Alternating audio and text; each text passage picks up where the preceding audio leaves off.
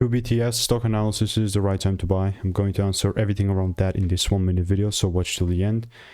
Last week's performance was actually absolutely awesome. I mean, I like the 50% increase in price. With this in mind, you can probably just see that I even like me having the proof here that I called this thing out.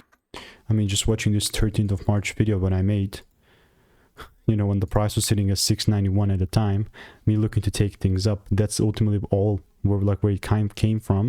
It went from 691, just aiming for it to take 11 or whatever. I mean, you can see it from this thing here, right? And that just absolutely freaking awesome, because this is exactly what's happening. And on the lower time frame, all I'm looking to do is just double down on this bias right here and hopefully get in on more buys as long as the rules are met. And also, guess what? I had so many other receipts in the Discord on QBTS, it's crazy. So if you want to make more money trading in a simple and lean way, click the first link in the description. It's a free newsletter. Goodbye.